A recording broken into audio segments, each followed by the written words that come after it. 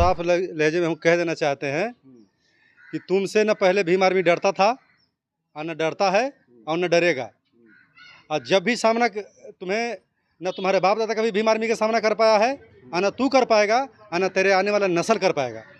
Bhim army वो फसल है, भीम आर्मी वो एक कारवा है कि जिस तरफ चल देता है तो ईमानदारी का राह लग जाता है।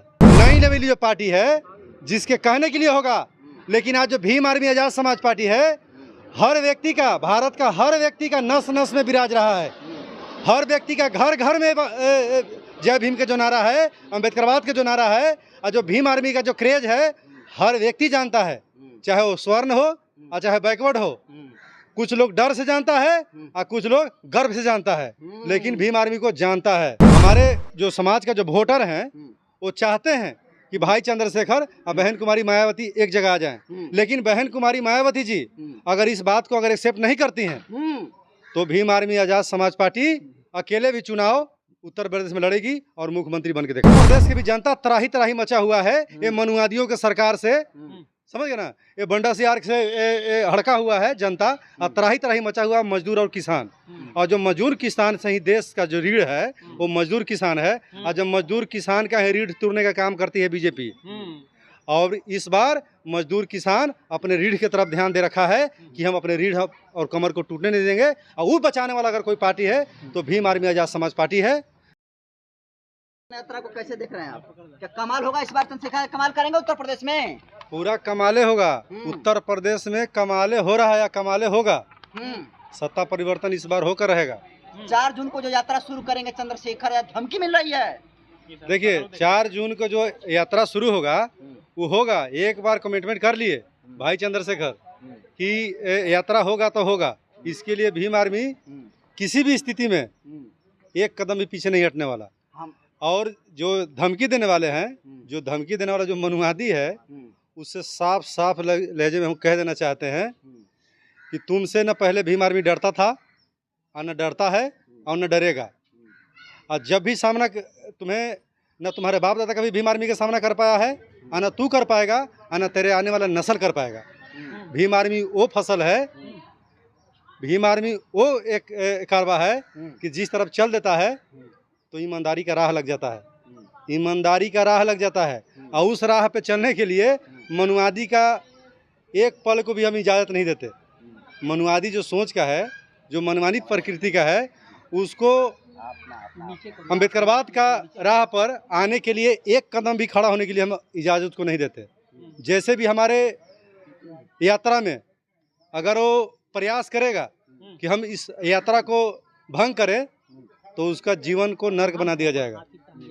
क्योंकि जो भीम आर्मी का जो यात्रा है, जो परिवर्तन का यात्रा है, इस यात्रा में एक ही चीज़ चलेगा, अम्बेडकरवाद और ईमानदारी। और ये देश का हर वो गरीब कमेरे का मुद्दा, जो पढ़े लिखों का जो जिसके साथ धोखा हो रहा है, जो बार बार ये सरकार एक पेपर लीक नहीं रोक पा रही है, तो इस देश का जो बाकी प्रक्रिया को क्या रोक पाएगा। इस देश में जो गलत हो रहा है, जो बहनों बेटी का इज्जत लूटा जा रहा है, रेप बलात्कार हो रहा है, उसको कैसे रोक पाएगा ये? क्योंकि इससे एक पेपर लीक ही नहीं रोक पा रहा है। तो ये सब भ्रष्ट सरकार है, चाहे कांग्रेस का सरकार हो और चाहे बीजेपी का सरकार हो।